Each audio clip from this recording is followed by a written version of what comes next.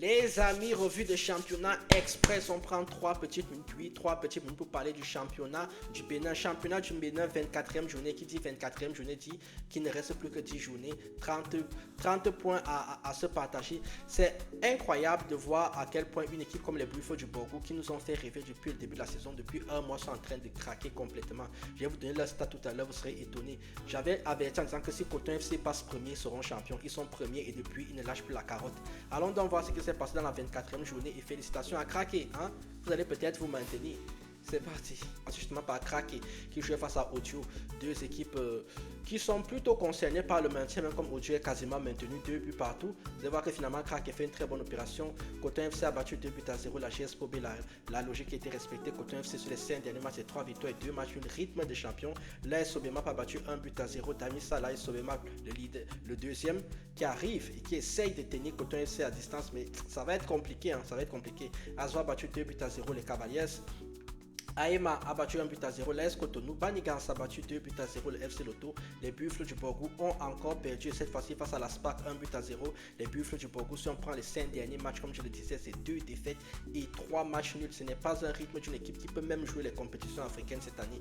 Dynamo d'Abomey a battu 3 buts à 2 d'Adjé et Espoir FC a battu 1 but à 0 Dragon. Au classement, donc ça donne que Coton FC est en tête avec 48 points, 45 points pour l'AS Sobemap, 43 points pour le FC Lotto qui est passé maintenant devant les Buffles du Borgou qui en ont 41 points.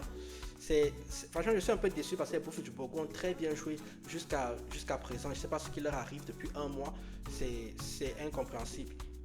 Donc au niveau du maintien, Dadji est toujours dernier avec 14 points, précédé par les Cavaliers qui ont 15 points. Ces deux équipes font leur propre championnat. La GS Pro B a 21 points. Pour la GS Pro B, il faut toujours espérer que Dadji et Cavaliers perdent pour qu'ils puissent continuer à être hors de la zone rouge. Mais il va falloir gagner parce que eux non plus, ça ne gagne pas beaucoup.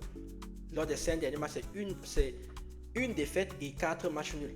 Lors de la prochaine journée qui aura lieu ce week-end, on aura donc l'AS Cotonou face à Banigans, la SPAC face à l'AS Sobemap, Cavaliers face à Espoir FC, Coton FC face à l'Asvo, Damissa face à Dynamo d'Abomey, le FC Lotto face à Dadji, Audio face au Buffle du Borgou, la GS Pro B recevra Aema et enfin Crack va recevoir Dragon. On en parle la semaine prochaine. Vous likez, vous commentez, vous partagez les Béninois, à part moi qui parle même de votre championnat.